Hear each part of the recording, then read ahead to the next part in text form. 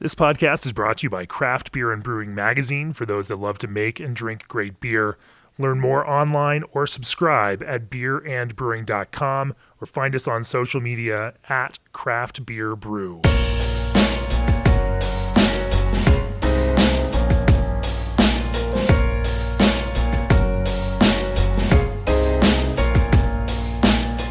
Welcome to the Craft Beer and Brewing Podcast. I'm your host, co-founder, and editorial director of Craft Beer and Brewing Magazine, Jamie Bogner. I'm down in St. Petersburg, Florida today with Khris Johnson of Green Bench Brewing. Welcome to the podcast, Khris. Thanks, man. Glad you're here. It's a wonderful, sunny, warm December day with a high of 80 degrees, and we're sitting here upstairs in the web cellar expansion of Green Bench, which opened not too long ago. Yeah, no, this March, so just about 9 months ago. It's a beautiful spot. We're surrounded by a bunch of barrels of aging mixed fermentation and sour beer, and there's a live crowd hanging out and enjoying some beers here this afternoon. We're going to talk a little bit about mixed fermentation, mixed culture fermentation. We're going to talk a little bit about even some of the lager program that Khris has developed significantly over the last couple of years here at Green Bench. I'm sure we'll throw a few other subjects in the mix there because, hey, we're in Florida and the craft beer world here is really different than the craft beer world in other parts of the country. Not in a bad way. I think it's fascinating to find how regional differences in craft beer kind of, what product mixes, the way the brewers brew, what they focus on, what consumers want to drink, differs from place to place, and it makes for a much richer craft beer world in the United States, and it's so much cooler for it. So we're going to kind of delve into that from a Florida perspective. But first, nearly 2,000 breweries across the U.S., Canada, and Mexico partner with G&D Chillers. Innovative modular designs and no proprietary parts propel G&D ahead as the premier choice for your glycol chilling needs. Breweries you recognize like Russian River, Ninkasi, Jack's Abbey, Samuel Adams, and more all trust G&D to chill the beer you love. Call G&D Chillers to discuss your project today or reach out directly at gdchillers.com. I should have also mentioned this is our first episode of the new year in 2020, and so we have some new sponsors and we have some new messages, and it's always fun. And we certainly thank the folks that are supporting us. One of those new sponsors is Old Orchard. Old Orchard supplies craft juice blends from the heart of Beer City, USA. As the industry blending experts, they supply major national brands and growing breweries alike. They've been the best kept juicy secret in craft beverage for years, but now the secret's out. Breweries across the board are experiencing a seamless transition to Old Orchard as their new juice supplier. So hop aboard the Old Orchard fruit train. Their sample kit starter pack is waiting for you at www.oldorchard.com/brewer. So Khris, we always Jamie. We've known each other for a few years now. Yeah. It's always fun to see you at outside events. This is the first time I've actually connected with you here in Florida. This is actually the first time I've been to Green Bench. Yeah. I have personal connections to Florida. I grew up in Orlando and lived here for 2 decades before taking off to New York City, and then now in Colorado for the last decade. I've got family here, and it's fun to kind of see this vibe that you guys have built. I talked about it earlier, but it's a Friday afternoon. There's folks sitting outside. They're sitting in both of the tap rooms that you now have here and bars, and it's fun to see a good craft beer vibe in a state that may not necessarily have a reputation for being so engaged with craft beer like this. Sure, yeah. I'd say that Florida at the moment has, or at least specifically St. Petersburg, and I think maybe as a microcosm, Green Bench itself at the moment. What we do have is good weather. People are outside in December. Everywhere else in the country, it's a lot cooler, and they're probably nobody's in shorts as much as you see outside right now. Kids running around, so our weather's really nice. I think we sell a ton of beer at this time of year because there's a lot of people coming back home to visit family and everything, which is exciting and kind of fun for us. I think that we have a vibrant scene, but it's very young. So that's, I think, really the big key. When people think of Florida, it's like, I don't remember, think of it as a beer place. It's like we have a lot of beer here, surprisingly. We just haven't had it for very long. I think that's really the big key. Yeah. So talk to me a little bit about your arc through craft beer. How you got to where you are today, running the kind of brewing program for Green Bench. Yeah, I got into beer, I guess it was a little over 10 years now, about 12 years now. I started home brewing, bought my equipment over in Tampa. When I was going to college at University of South Florida, kind of picked up a hobby. Although my father actually was a home brewer in the 90s.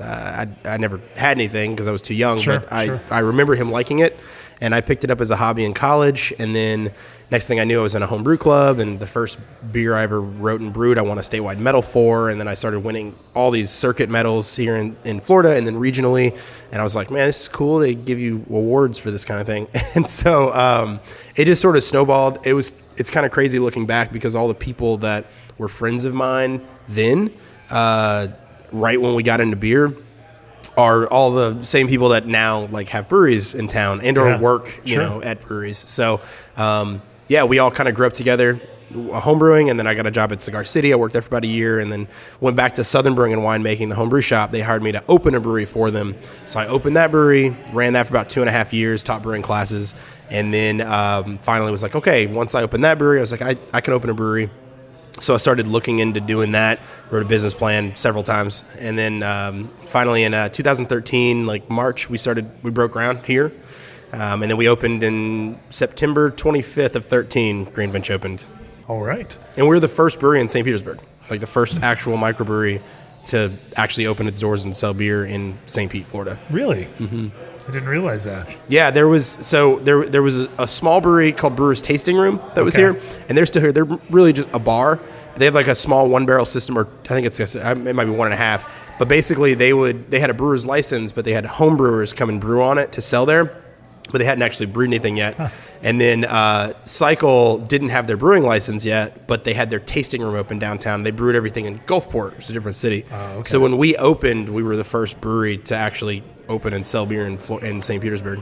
Well, that's interesting. I didn't realize that. I came over here plenty of times in the 90s for concerts and shows, and I've driven this I-4 corridor between Orlando and Tampa hundreds and hundreds of times.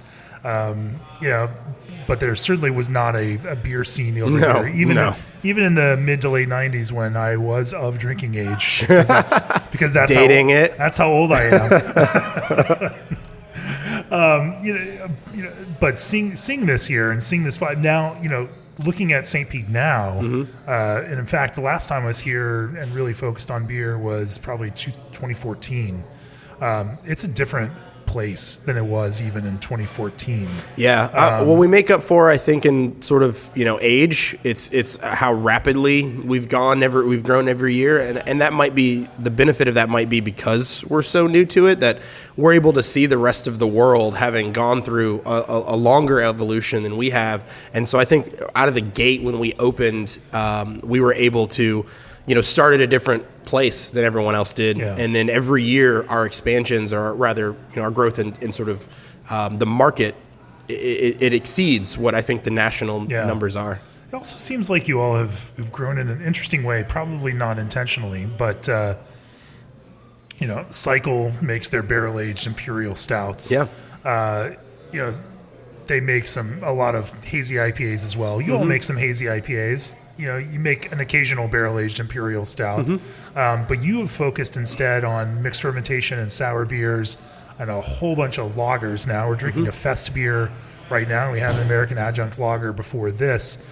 Talk to me a little bit about how Green Bench has found a niche for craft beer and craft beer consumers here in St. Pete. Well, I think that for Green Bench specifically, when we were opening, we were building this place, and I think even going back before that, maybe the beers that I was producing and the beers that I was interested in drinking as well, typically speaking, they tend to be dry. They tend to be, what I consider, and usually generally when I say dry, I'm thinking drinkability. Something that's dry, I can drink a bunch of it. I didn't really like sweet things. I still don't. Yeah. Actually, even as a kid, I don't like cake. I don't like sweets. I don't really eat much sugar at all, except for beer, really. So I've never enjoyed drinking those. So I think it was easy for me to latch on to beer styles that had that characteristic, which for me were, at the beginning it was IPA and Saison and lager. Those were the three, and lager later.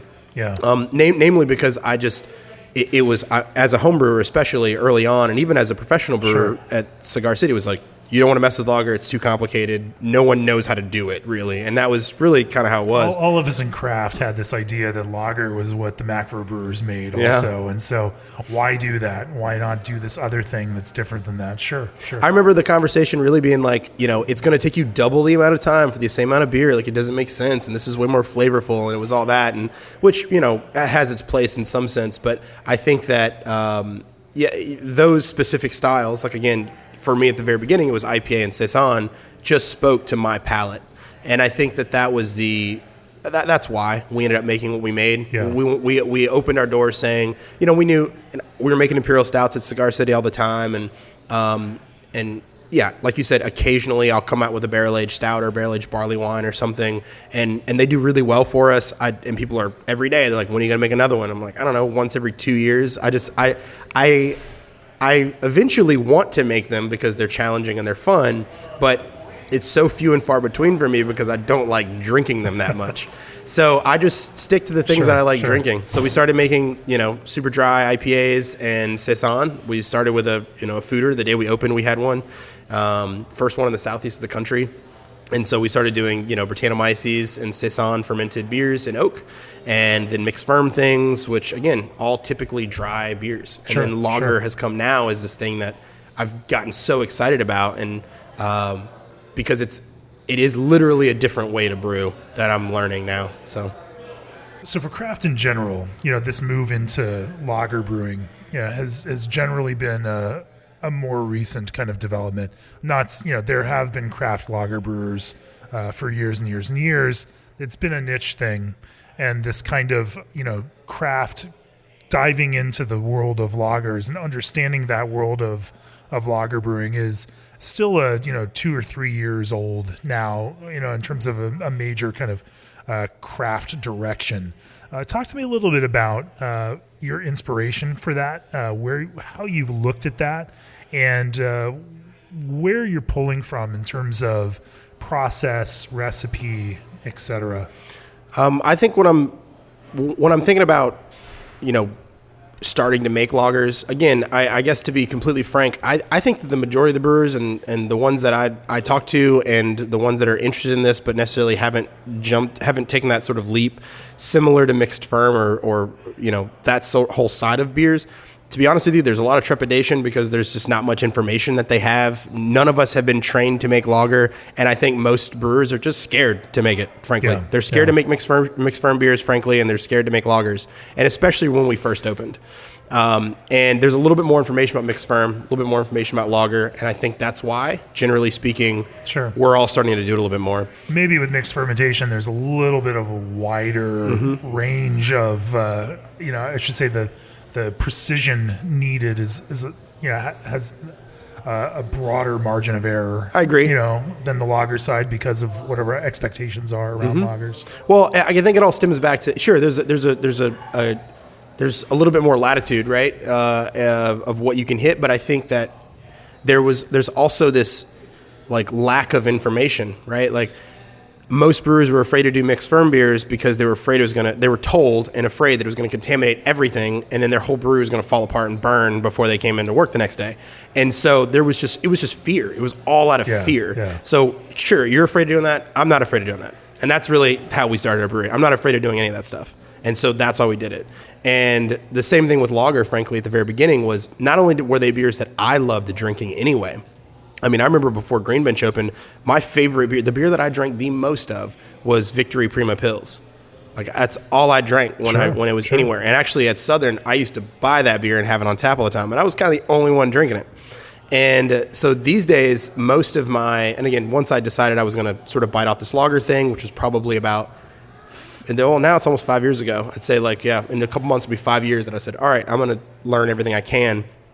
It took me 2 years to feel comfortable with the light lager you had, the adjunct lager you had earlier. It took me, 2.5 years till I felt good about Postcard Pills. And as I started to make more of them, I started to meet more people. And really the biggest inspiration for me, originally for postcard, the first inspiration actually was Wiseacre in Memphis. It was David and Keelan. I'm from Memphis originally, so are they. So I was home visiting family. Cheers on that, by the way. I think I've mentioned it before, but I went to college in Memphis. Hell yeah, man. Yeah. Go Tigers. Rhodes College. Dude, you know what's funny about Rhodes? Well, still go Tigers. But Rhodes, I went to Snowden, which is like right across the street from Rhodes. And I had a big brother that was at Rhodes, and he used to come play chess with me and stuff. He was on the soccer team. That's cool. Right across the street from the zoo. Yeah. I've got some great stories about that zoo that are not suitable for this podcast. One day. So I had Tiny Bomb, and that was kind of the beer that I was like, man, that's such a good approachable. I tasted it, and I was like, I get that Memphis is ready for this because this tastes like what St. Pete needs right now. Yeah. And so I came back with the mindset of that's the one I wanted to make. Now, was it the sort of in game for our lager program? Not necessarily, but it was the core brand for it. This is what made the most sense for St. Petersburg, and so that was my first bit of inspiration, and they helped me a lot with that beer. And then it was meeting Ashley and Bill, which I had met them previously years before. But Ashley and Bill of Bierstadt Lagerhaus. Of Bierstadt Lagerhaus, you're right, in Denver, which I have said several times. I think they're the best German style lager producers in the country. I've been to almost every one of the specific like lager breweries in the country at this point in this last 4 years in my quest to sort of learn as much as I can about it. And I've spoken to pretty much everyone at all of those. And there's just nothing like slow pour pills. There's really nothing like the Bierstadt Helles. And while there are fantastic ones otherwise, I mean, the guys at Notch making, session lagers. And sure. I went up there this July and spent time with them, brewing beers with them to learn their process and learn specifically the Czech style methods of brewing and then traveling to Europe as well several times to learn these things. So most of my inspiration, generally speaking, I would say for the beers that we're producing have come almost directly from Ashley and Bill. I text her probably every day. All right. It's just chains of text messages, and she has been unbelievable as far as sort of a tutor and a guide on those styles, and has answered every question I've ever had. And we actually, I'd say probably the highlight I'd say most recent highlight of my career was last March. We opened here. We brewed a collab with them. They came here. We brewed a double decocted Weizenbach, and downstairs in the cellar, the first night Webb City Cellar opened, the new facility we're in, we had a Bierstadt lager night here at Green Bench. And I had slow pour pills on tap. I had Helles, I had Dunkel, and I had Doppelbock. And Bill and Ashley are crushing postcard pills. And then they looked and they're like, "This Pilsner is amazing." And I was just like, you couldn't have brought my spirits down, right? Like it was the coolest moment of it all. So yeah, I'd say, and so learning from them has been huge, and then being able to again bite off something that I know for a fact there's no one else right now really in the state that can like actually do that stuff, or rather is too trepidatious to even attempt it. And that's been Green Bench's motto from the beginning. Let's dive into some of the specifics about that, because I'm really curious about what the difference makers are in that kind of lager process. But first, the founders launched SS Brewtech with a very clear goal to advance brewing equipment design, performance, and quality to the very highest standards in the industry. With a team that draws upon strong functional backgrounds in brewing science, mechanical engineering, industrial design, supply chain, and manufacturing, SS Brewtech has the people and skill sets you want, need, and expect from your supplier of pro brewing equipment. Head over to ssbrewtech.com for more information on their brew houses and brewing gear. Also, did you know that breweries that serve food see an increase in revenue of 1.8x? Second Kitchen is a food tech startup that connects local breweries to iconic neighborhood restaurants to help provide your brewery with food experiences to keep customers in your tap room longer. Second Kitchen provides the technology, support, custom menus, and more at no cost to your brewery. So check out Second Kitchen for that. Let's still delve into specifics. It's one thing to say I've learned lagers, but when we start, I'm learning lagers. I don't think anyone has ever mastered. Maybe Toft at Schoenraber, but I think even he would say that he's still learning every day. From this perspective, from what do you find to be some key differentiators, both in your recipe design and in your process around something like Postcard Pils? So when it comes to the basics of sort of what we do, right, and what we've implemented in order to not just increase the I guess the direction of these products to like what I always wanted them to taste like what I always envisioned them kind of being. I mean, I guess on one hand, to start with, it's what I drink the most, right? So I'm extremely familiar with what it tastes like every single batch. I drink more Postcard Pils than anything else we make. So I think that whatever tweaks and changes I'm making are with the goal of creating an extremely drinkable, fairly dry, sort of floral, hoppy, like not hoppy in the sense that we would think with IPA, but hoppy in the sense that we would think with Pilsner, like this really nice floral, clean lager grain, dry beer. And so I think that once you get whatever process you have, whatever capabilities you have, because not everyone has the capability of making traditional lager. Like I don't have a copper-clad Steinecker system, right? I can't do exactly what some other breweries are doing. So there are those limitations. But I think that once you get as close as you can to those elements, and once you figure out under your conditions, how to get it exactly as close as you possibly can to what you want it to taste like, the next step is, how do you implement small things to accentuate individual characteristics of that beer to make in each of those individual points that you try to hit even more pronounced and more interesting? And so, for example, as simple as maybe even in my head I would think it is, the implementation of decoction on a beer like that completely changes everything. So this year, in addition, in our sort of big expansion that we did, we dropped another vessel in our brew house specifically for decoction. So now, Postcard's a single decocted Pilsner. It's still an American style Pils. I still call it American style Pils. We still use corn in it. It's 5% corn. That beer, by the way, it's 95 or 90% Weyermann Pilsner malt. It's 5% 6 row American raw, and then 5% just flaked corn. And just enough to say, like, this is an American style Pils. We also use Mount Hood hops. So it's all a U.S. grown hops. Again, all stuff that is inspired mostly by Wiseacre, by Tiny Bomb. And we use the Augustiner culture on this beer as well. And so had always been sort of a single infusion beer. By implementing this sort of decoction characteristic, what we're looking for now is an increased malt profile, right? Like not intense in the sense of sweetness, but intense in the sense of cracked grain, aromatics, full malt mouthfeel and sort of taste, and then still dry, floral, hoppy on the back end and clean. And so the idea is we had gotten it as good as it could possibly be doing single infusion for years.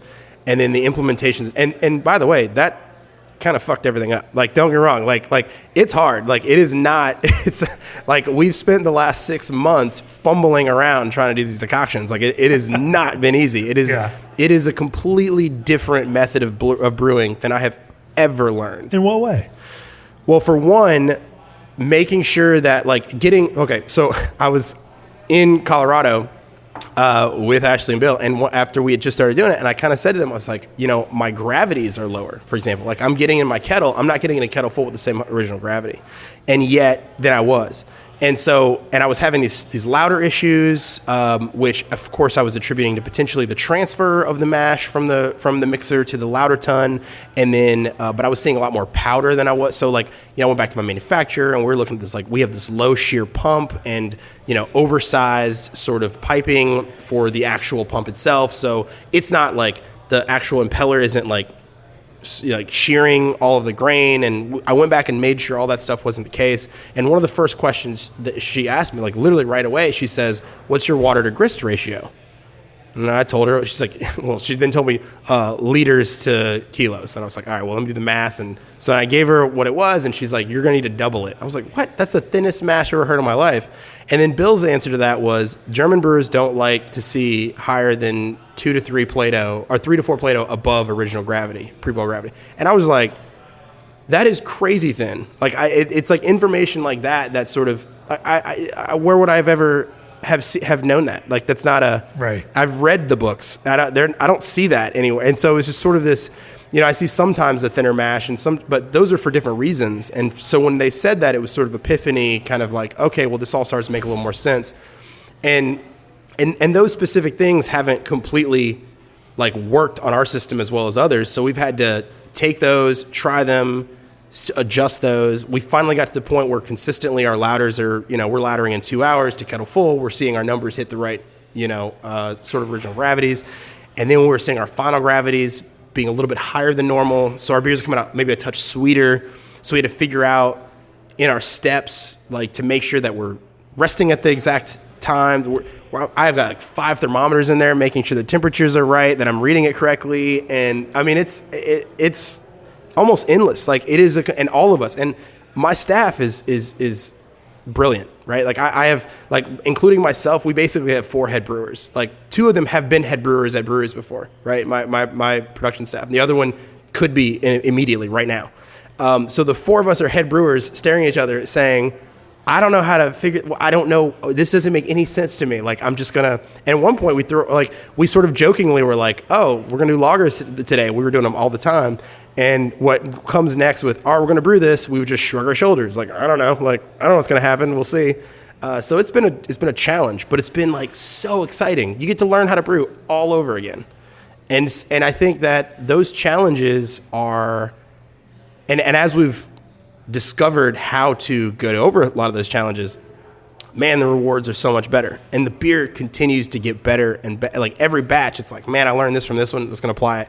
And the beer comes out better. And we're not even close to being done. Like, not even close to having figured.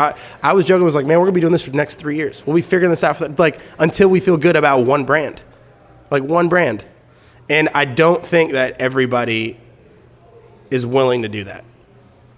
That's what lagers have taught me, and that's what even mixed firm stuff before that has taught me. That stuff's hard. That's a lot of investment. So we work through the brewing process. We work through this decoction process. Talk to me a little bit about the fermentation and finishing process on your lagers, and any lessons that you may have learned through that kind of cellar approach Sure. recently. Well, so one thing that I wish I had space for at this point were horizontal tanks. I don't have any space for them anymore. Nor would I have even before this, frankly. But that's kind of the one thing we don't have the luxury of having. So it is a little bit of a challenge to create exactly those sort of traditional lager characteristics via that, at least. But I will say, man, when we added that centrifuge, it made everything better. A postcard came out of the centrifuge tasting like it had sat in the keg for 3 weeks, which is sometimes I wouldn't even drink. I'd be like, I don't know. We're basically, quote unquote, lagering in the kegs, because I didn't like how it tasted until well after it had aged even longer. After it had already aged in the fermenter, like, it's been there for weeks. Now I got to sit in kegs for a while. And now with the centrifuge, that was huge. That was the beginning of last year. That was massive. So immediately we're coming out of the lagering process. Like, after we're crashed, we're completely cold, go right into the bright tank. It's like ready to drink immediately. So that was huge. Fermentation-wise, it depends on the beer. I mean, obviously, I think because we're using Augustiner, for those that maybe don't know, Augustiner is a great lager culture for sort of myriad of temperatures. Some of the other lager cultures are really only work really, really low, like well below 50, like closer to like 44, 40, that range. Where Augustiner can go, we've gone as high as 55 degrees, so Postcard, for example, we ferment Postcard at 55. And while that exudes some soft fruitiness, there is a good amount of hop character in that beer that I think it's complemented and it works really well with that beer. Whereas, like, I can't ferment Helles at 55. I have to bring Helles down below 50 on Augustiner, and it takes a little longer, but it's way cleaner. So I think on the fermentation side, playing around with different temperatures on whatever beers, for example, like I said, Helles, or I'm also like really into smoked beers, so like heavy, and that is a divisive deal too. Like, half my staff hates it. Actually, half my brewers hate it. Like, they can't stand it, but I'm like, screw it, we're putting smoked and everything. So we have a double decocted 3%, like Grodziskie, a Polish style Grodziskie on tap next door. And that beer is 100% oak smoked malt. 100% oak smoked malt. Okay.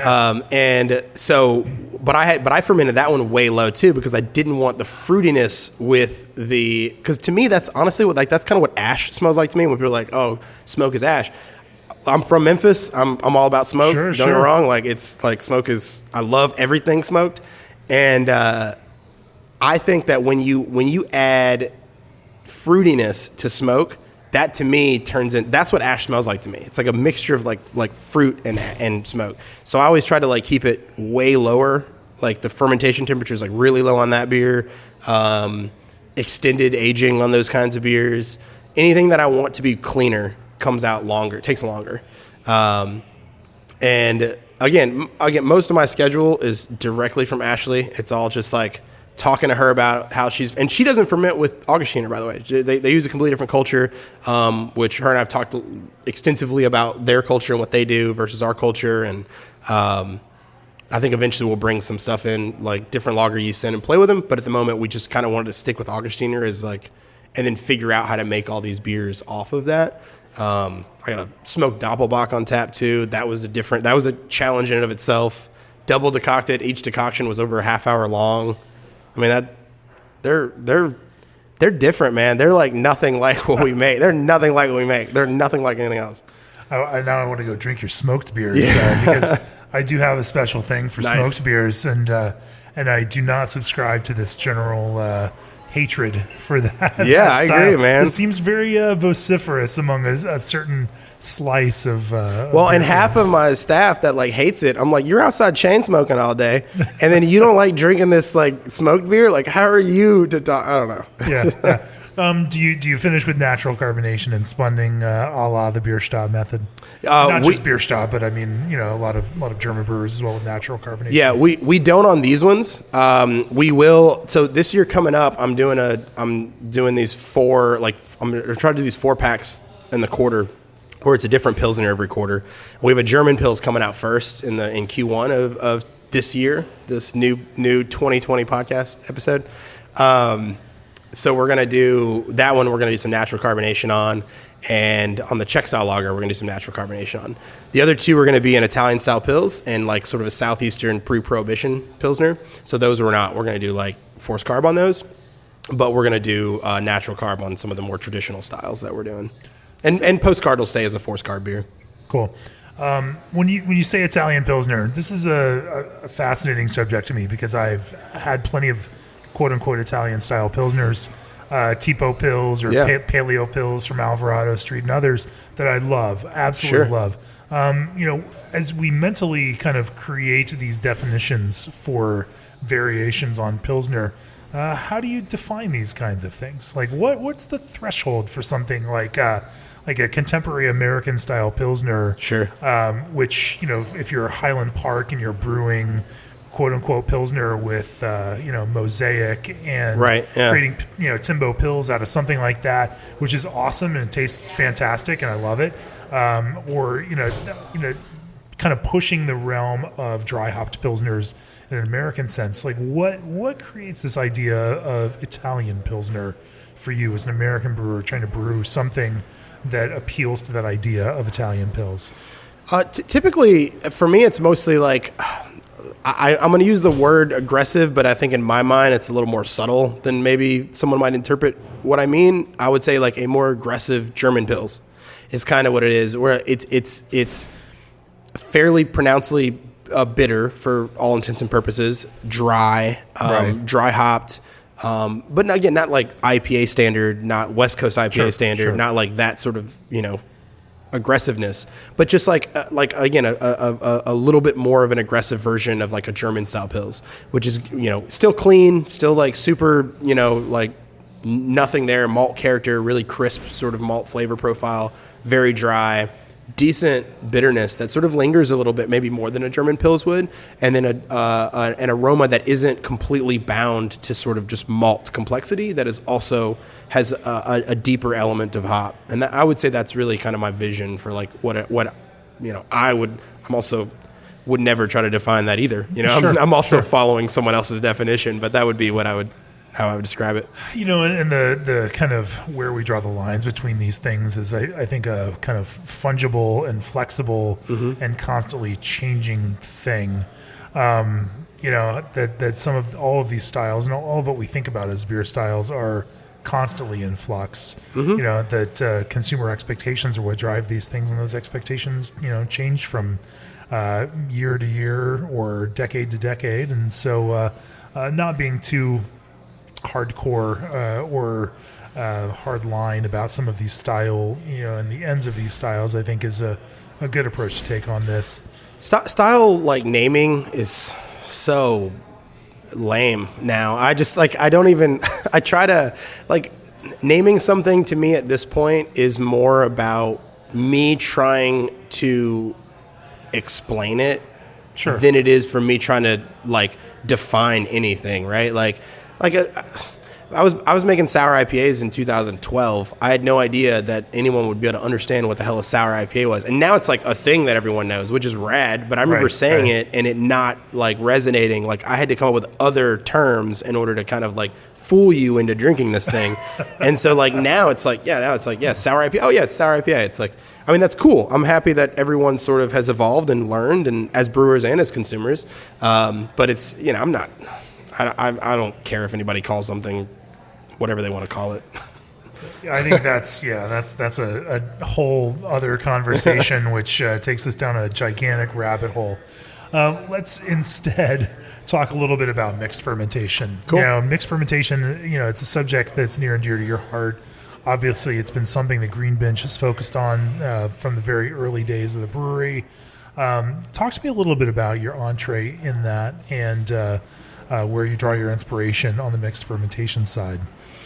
Yeah, I mean, I think that like probably a lot of brewers that produce mixed ferm beers. I mean, it definitely all starts in our hearts with. I mean, for me at least, with my first experience with, like, lambic, and my first experience with Belgian sours, and learning just how complicated they were, and how then again the majority of the complication all came from circumstance, right? Like, it was all just like, well, what were you left with? What did you have? What were the ingredients and the equipment that you have? And you sort of made beer because of that. And this is what it came out to be like.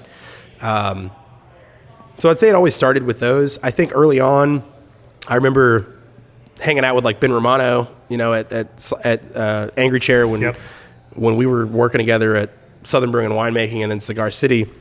Just like my first sort of American style sour beers all came from, like, the Cascade beers. Really, it was like and he was, like, the guy that, like, had bottles of Cascade, and he would have, like, carboys of, like, dregs and stuff, and that was, like, my first sort of really interest in sort of mixed fermentation on the United States side. Was drinking Cascade beer with him, and then that sort of at the same time was when him and I were both learning about kettle sours. And so it was our easy, quick way to sort of create some of these things. But even early on, I didn't really want to be bound by that. I mean, I like kettle sour beers. They're just, they're one note to me. They're just sort of like, they're lactic acid and they're clean and they're what they're supposed to be. And, like, but that's about it. And there's a, not a lack of depth, but there's just, because it is what it is. It's not meant to be anything more. There's just a lot for me sometimes when I drink them that is sort of left unsaid or just unexperienced. And the mixed culture beers always just had so much more depth of flavor and interest to me that just kept drawing me back. So, like, I immediately started making Berliner Weiss. That was literally, I was pitching Brettanomyces and Lactobacillus and co-ferment and trying to create even all, I was doing 6-month Berliner Weisses. Now, at the same time, I was making kettle sours and stuff too, but, like, the first Berliner bash on the bay at Peg's Cantina, which is, Peg is Doug Dozark from Cycle's mom. She had a restaurant in Gulfport, and he made beer there.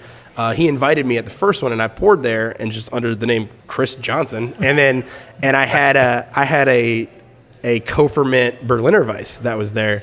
And so I've always sort of, and this is like 2010 maybe, and I was super interested in these beers, but there just wasn't anything around. Like, when we opened, you couldn't get, Jolly Pumpkin wasn't even on the shelves in Florida. Yeah. Like there was no context for mixed ferm, let alone saison even, like Bob was obviously making farmhouse ale forever, but I mean, it was like banging your head against the wall to try to get people to like listen and understand or be interested. Say Bob, in it. Bob Sylvester of Saint somewhere. Yeah. Bob Sylvester, who is, I mean, the OG, especially here locally, let alone, locally and probably in the country.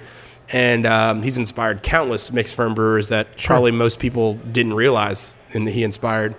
And so I think when we opened, we're trying to make mixed ferm beers, but I think we tried to take a step back and say, like, let's start with sort of farmhouse ale. Let's start with Brettanomyces. And then with time, we'll expand what we do as the market begins to understand how to say Brettanomyces, So we started there. So we're making 100% Brettanomyces beers. From a commercial standpoint, you can't expect people to understand what these flavors are. Not at all. Have that. It's like, advanced flavors in any kind of, food or beverage kind of category. If you have an audience that has a context for appreciating, what that is, then you can do that. But, if you're not in New York or maybe LA, good luck with certain types of, culinary or beverage approaches. In a sense, right, you have to kind of bring the audience along with you. Yeah, that's exactly right. I mean, 2013, New Belgium wasn't in Florida. Like, literally, my friend would say, like, hey, I'm going to Atlanta. I'd be like, yo, give me a couple cases of Fat Tire. Like, we couldn't get it. Like, it was like that. And in 13, like, that's not that long ago. Right. And so there was no context, man. And again, I think I was naive in the very beginning to assume that, like, everyone was into the same shit I was, and, like, which was silly. And I realized real quick, like, nobody knows. We would make beer, like, people would walk in, like, all right, cool, first brew in Florida, in St. Pete, like, what do you guys do? And we're like, I make, hop forward ales, 100% oak fermented farmhouse ales and a custom built foeder and wild mixed ferm sour beers. And they just, like, want to walk away. And I'm like, well, dude, like, like Cricket Stave and, I'm like Anchorage and Jolly Pumpkin and Jester King and the brewery. And they're like, dude, I don't know what you're talking about. So that's actually why I ended up making a festival completely based on that conversation that I kept having with consumers, which is like, I need to expose you to this because, like, obviously you don't know what I'm talking. Like, why did I ever think that you would know what I was talking about? That's probably because I was 25, but I didn't get it. And then I had to backpedal hard and be like, okay, let's baby steps, and then having learned all that, having spent 6 years doing that, and then being like, okay, you know what? We're going to go through this expansion. Like, the building we're literally in, which is next door to our main facility, when we first got it, which was 5 years ago, the first thing I said was like, man, we could turn this into a packaging hall. I could put, bright tanks over here, a centrifuge, a canning line, a bottling line, and a keg line, and we can run tanks in our main facility all the way up to the tasting room window, and I can make 30,000 barrels of beer in this facility. Or we can do what we did, which was turn this into a mixed ferm cellar, way less production, you know what I mean? Sure. And having learned what we learned in those first few years, we built this with all of sort of that experience, which was like building a tasting room and a mixed culture facility from the ground up with the intent of selling and producing those beers. And man, thank God we had all that experience because, like, I would never have, we would never have been able to take our first step as well as we did. And I don't think it would have nearly been as successful as it has been. We're less than a year old and I'm selling more mixed ferm beer now than I ever have. And a big part of that is because, we built a facility, like we literally took a whiteboard, like in the office, and we're like, all right, what are the distractions between the consumer ordering and enjoying this beer? And then we just started listing distractions. And we built the facility eliminating all of those specific things that we could to say, like, one of them was kids, frankly, we're a family-friendly place. You were talking about, like, outside. We got kids running around having fun with their family. Everyone's in town for the holidays. Like, it's beautiful outside. It's like 80 degrees outside. The breeze is blowing. It's beautiful here. And yet Webb City is 21 and older. Everything else isn't. This is the only one that is. And part of that wasn't, it's not to say that this is a safe space for those that don't like kids and breweries. Well, not even just the people that don't like kids, but yes, that. The biggest part actually for us was not just the people that don't like kids, but the parents, right? Like, it is distracting as a parent to have kids and then have to experience this. So that's part of it too. It's like, I'm trying to help the parent too. Like, no, you shouldn't come in yet. Like, come when you get a sitter or your parents get, or something like that. Cause then we can talk about this and you can experience. It's a distraction. I've got 2 kids and I'll tell you, I do like those. If I'm going out at night, I like to spend some time away from kids because I have spent enough of my life around my kids. Exactly. Yeah. So we have 2 spots. You can come hang out with the kids. You can come out with the wife and chill, you know? Let's drill down a little bit and talk about mixed fermentation. Every brewer I talk to that's engaged in mixed fermentation has a romantic story about the beers that inspired them and how they poured bottle dregs and they built this culture that they homebrewed from, and they don't know what's in it anymore, and who knows? And maybe some of them have banked it at BSI so they can call back to it. Talk to me a little bit about what your mixed fermentation process looks like, how you've built a culture, what you've looked for in that kind of culture, what kind of attributes you find make good beer, and how you've kind of selected towards that. Yeah, so I guess similarly, my mixed culture, I did spend roughly the last 7 years kind of developing it, but it wasn't always good. Let me start there. Like, for probably 4 years, to be honest with you, like I didn't really like it that much. What it is now, at least this one. So a lot of the early beers we were producing, or rather releasing, most of them didn't have this culture in them. Most of them were like other things that we're doing, Brettanomyces focused, farmhouse focused, wild but not necessarily overly acidic blends and stuff like that. So our mixed culture, essentially, again, I also do not know what's in it. It's funny that you say that, and I know I've had this conversation with you, but you'd sent us beer back in the early days of the magazine. Like, it was good. Yeah. And then there was a certain point where I was tasting it. It's like, wait, this just got a lot better. Yeah. And, it's always interesting as we taste, critically through these kinds of things to breweries to find those kind of turning points. Like, and it became that moment like, okay, now I am engaging with this at a different kind of level. What was that aha moment for you?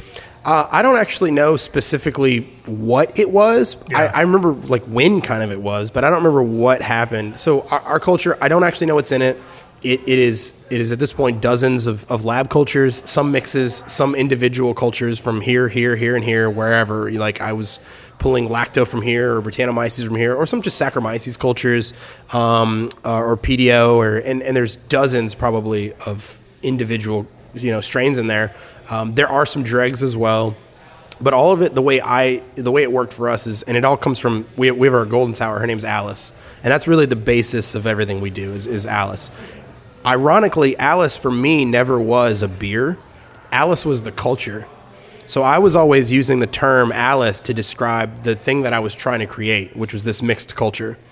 And I just happened to use the same golden sour recipe to sort of propagate and use and sort of, blend. And I would have several barrels of Alice. For me, it was just the cultures. And then some barrels I liked, some I didn't. The ones I liked, I would blend together and or blend parts of and or put dregs in some that I didn't like or I did like. And then I'd sort of taste over time and then blend and rebrew and blend and then rebrew and blend. And it was just like this constant evolution over years of doing this. And eventually everyone, I guess me talking about it, I guess I didn't explain that as well as in my head I saw it. So everyone was like, oh yeah, so this golden sour, this is Alice. And I was like, wait, no, the golden, and I was like, that's fine. I mean, what am I? So now our golden sour is Alice, but I always meant it to be the culture. The culture name became the brand name. Yeah. And so basically, yeah, at this point, again, it's so many things. We typically ferment in a foeder. We have a 90 hectoliter foeder over here, which is roughly 75 barrels. So we produce generally large batches of sort of stock beer. And my philosophy, if you will, I like acidity. I prefer medium acidity rather than like heavy acidity. I think that personally, it's not to say we don't have some more acidity. I think the one you have is higher than medium, but but the ones that I like, Alice as a base is generally a little less than that. I'm drinking one of your sours right now, and yes, Yeah. So you're drinking Simple Fix, which is sort of our second use raspberry beer, and it's more than medium, but I prefer sort of the medium flavor profile. So we generally start with that.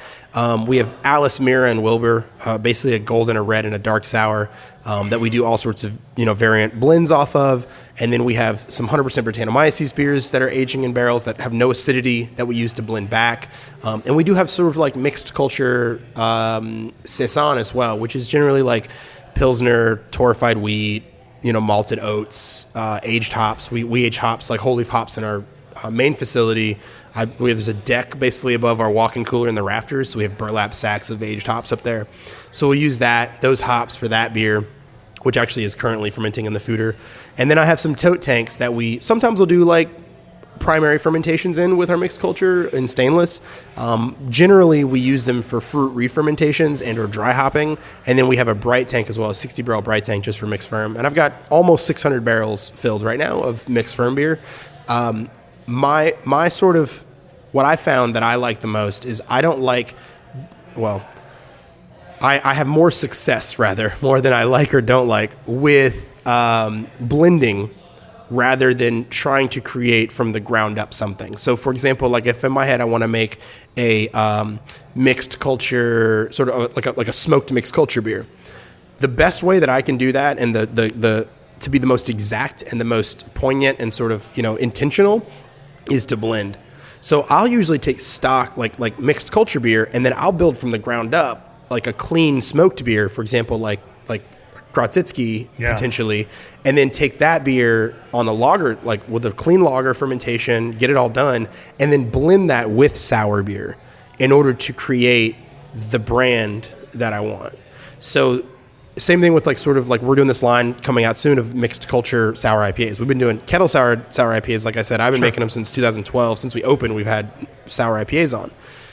We're going to start doing some mixed culture ones, which are legitimately blends of actual clean IPA that we produce and mixed culture beers.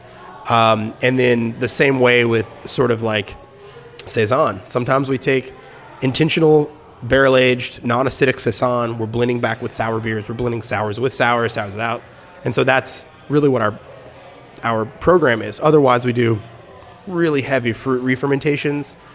Peach Alice and Raspberry Alice are over 7 pounds of whole fruit per gallon of beer, which is damn near like wine. Like it's almost not beer anymore. Right. And then we'll do second use re-fermentations on those, and that's kind of the breadth of our program for mixed firm.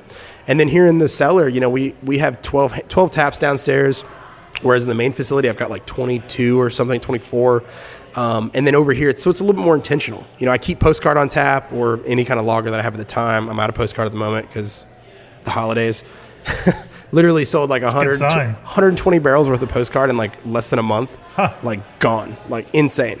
So anyway, and we'll keep IPA on tap over here, but the other 10 handles we'll try to, have like Alice, and then we'll have some fruited versions, some second use fruited, some saison, some blends of saison, and sort of tart beers, not really sour, and then some like non-acidic beers as well, like Le Creuset, like 100% Brettanomyces beers, stuff like that. And then it gives the consumer the ability to kind of just get a Pils if they want to, or an IPA if they want to, but also be able to get any range of high acidity to medium to none, and then different price ranges on that too. Like you're either buying a Pilsner, or you're sometimes spending $1.50 an ounce on something that's crazy fruit re-fermentation. So let's talk a little bit about making sour IPA with kind of traditional mixed fermentation sour beer. It's something that we haven't talked on the podcast about.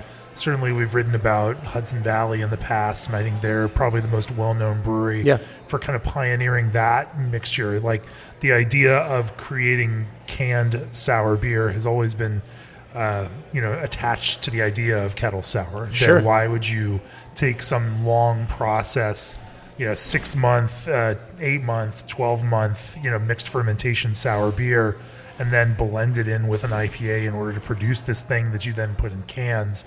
It seemed to kind of devalue the work and the time that you put into that. But they have certainly, and there are brewers now that have kind of adopted that approach.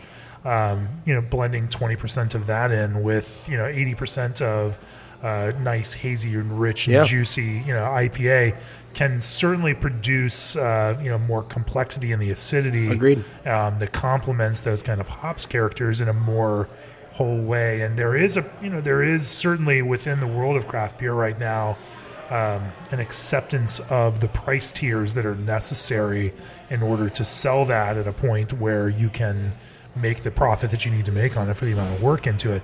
Talk to me from a brewing perspective a little bit about how you envision those kinds of things and how you think about even blending, say, or building a hazy IPA in order to blend in with this kind of mixed fermentation sour stock. Yeah, I tend to actually think about it more on the IPA side more than I do the mixed culture side. If I'm doing a sour IPA, because I think that the defining characteristic of the beer is probably going to mostly come from the IPA than it is from the sour. Like, sure, you can kettle sour a beer and then hop it like an IPA and then ferment it out, and it's going to be a sour IPA. But again, we mentioned earlier, I said, I love kettle sours. They tend to be one note for me, which sometimes I prefer, but it's literally just acidity and then IPA. Whereas I think with the mixed culture stuff, what I'm able to do, especially with like a hazy IPA, and like Alice by itself, she has like a really nice, almost like peach apricot characteristic to her that is inherent in sort of the mixed culture and the process that I think works really well with sort of the ester profile that we get from our hazy IPAs, for example, which also took us a while to feel comfortable with. Like, took me 2 years before I was like, a year really before I was like, okay, yeah, now we figured out. And it was going through all these different types of yeast with hazy IPA and figuring out which ones work the best for us. And then process wise on, is there a way to harvest yeast from a hazy IPA with all these hops and ferment all this stuff? So I think once we developed all that, we figured out our formula with what that we preferred. And generally speaking, I think our hazy IPAs are typically probably a touch drier than, say, like the sort of top rated ones in the world. But again, it's based off my preference of being able to drink them. And you're here in Florida where it's hot and, having that kind of extra drinkability certainly makes sense. You say that, but then Imperial Stout's here, dude. It's weird, man. I don't know how to explain it. You're right. So I think that like I almost look at it from the IPA first standpoint when I'm looking to blend sour beer in. Because again, stock, I know what that beer is. I understand. I can taste a bunch of barrels. There's some variances, but what I'm really looking for from these are from the mixed culture side, as I'm pointing at these barrels, is I'm looking to complement the IPA more so than the IPA to the mixed culture, because I think at the end of the day, a sour IPA, its heart, its root is really IPA more than it is acidity, right? Like if you're just looking for acidity in a sour beer, like I have plenty of those, and there's a mixed culture golden sour you can have. But if you're specifically looking for a sour IPA, I think it's the play from the IPA as really the sort of heart of that beer. And I'm using stock sour beer to complement some of those fruity characteristics that you get from those beers. So I'll start with that first. I'll start with saying like what fruit direction do I want to go? What sort of, hop profile do I want to go with this IPA? And then I will blend the sour beer into that to accentuate those characters.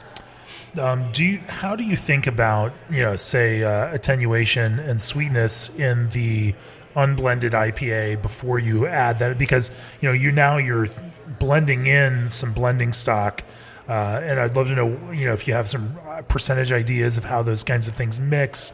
Do you focus on maybe an under-attenuated IPA in order to, by the time you have this very dry, long-term aged sour beer, it's going to certainly lower the overall sweetness of that, but that sweetness is pretty important in that style to kind of heighten the kind of juiciness and those kind of feelings. How do you think about like targeting this IPA part of the blend, knowing that you're going to mix kind of a dry beer into it?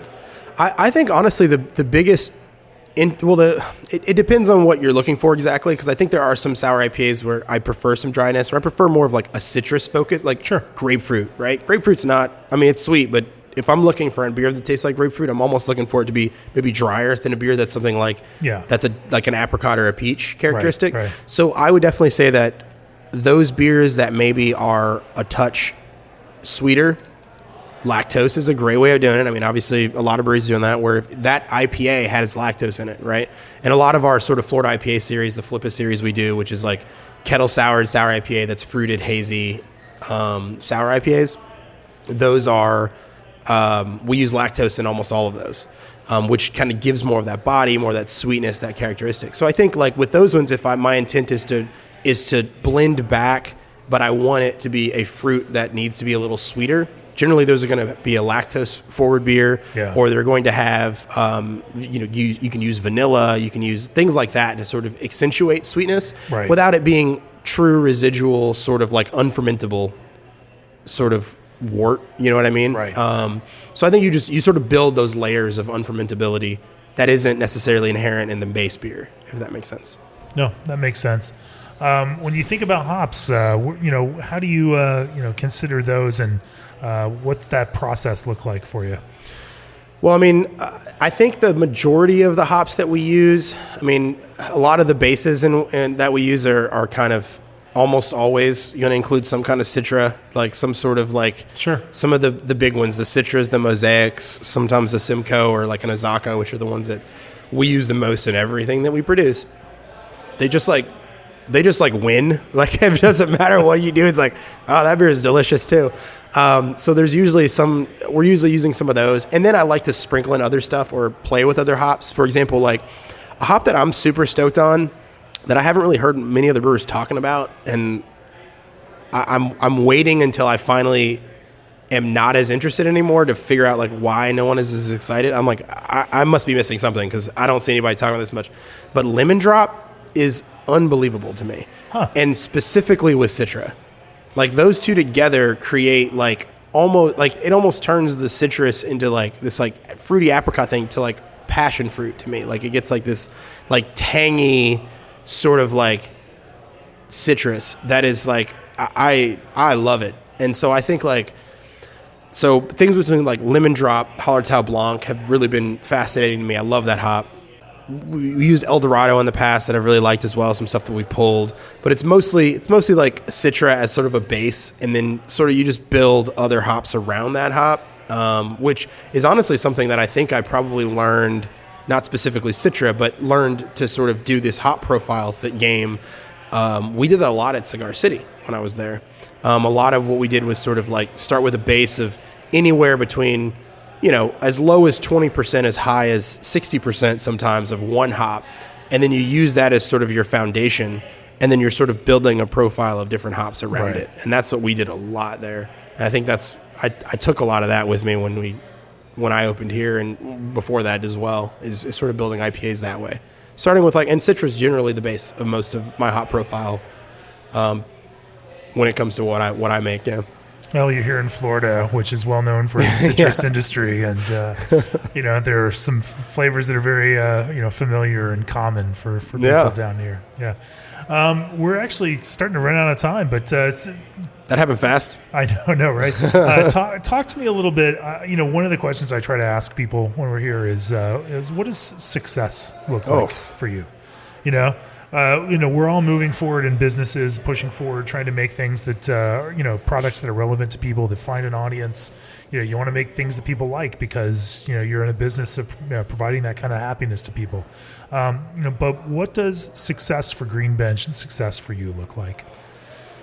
Man, I think that success, well, I'd say at least for success for me, which I think bleeds into, my vision of what success for the business is, at least from my perspective, is going to be making the people that, honestly, I think it starts with the people that choose to work here, like super proud, like them and their families really proud.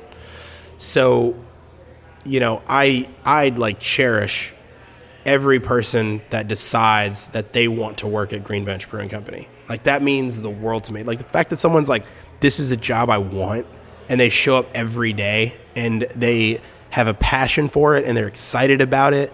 It means that like I can't let them down, and I have to continue to try to be better like at every single thing that I'm doing, which making beer is an important part of what I do. It's like far from the only thing that I do. And so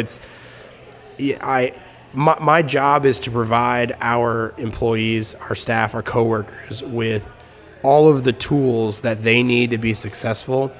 And if I can help them sort of reach whatever goals they personally have, then it increases the value of my business way more than if I was just trying to push it up myself. And I think the older we get as a business, the more focus I tend to pull or give towards that, which is just like trying to make them proud, like trying to make them super excited to work here, trying to make them feel like they made a great decision by wanting to work here and by choosing to work here, and then making their families super proud of them as well, that they're doing something that they're happy with, and they're able to come home and spend time with their kids, and their kids see them happy. Like that's success to me. Like that's what I'm trying to do. And yes, it means that I have to make sure that we consistently have consumers in here that are excited and enjoying what we're doing and are on board, and it's packed as much as possible, and we're making interesting beers, and we're making them clean, and we're making them with intention. And as I get excited about the beers, the only thing that makes me more excited than beer are my coworkers, or the people that I work with. It's a cool philosophy, Chris. Cheers to that. Thanks, man. Before we get out of here, breweries that you trust G&D chillers for their chilling needs. Old Orchard supplies craft juice blends from the heart of Beer City. SS Brewtech launched with the goal to advance brewing equipment design. And breweries that use Second Kitchen have seen up to 1.8x return on revenue. If you've enjoyed this podcast, please go to beerandbrewing.com, click on the subscribe button. Chris, if people want to learn more about Green Bench Brewing here in St. Petersburg, Florida, where do they find you guys? Yeah, we our website, greenbenchbrewing.com. We're on the social medias of Facebook, Instagram, and Twitter. If you want to look me up personally, it's at Crispy Boy, but it's KHRIS. That's a good one. So yeah, that is a good one. That's how you keep up with it. I see what you did there. Actually, quick little joke there. I was writing my name, and it suggested Crispy with a K. I was writing. Actually, I wasn't writing it. I was writing Crispy Boy with a C, and it suggested to change it to KH. And I was like, oh, well, that's my handle now. And so I just stuck with it. So, yeah. It works. It works for you on so many levels. Oh, Khris Johnson, thanks for joining me here on the podcast. Thank you, Jamie. I appreciate it, man. Thank you. Cheers. Cheers, man. This podcast is brought to you by Craft Beer and Brewing Magazine, for those that love to make and drink great beer. Learn more online or subscribe at beerandbrewing.com, or find us on social media at Craft Beer Brew.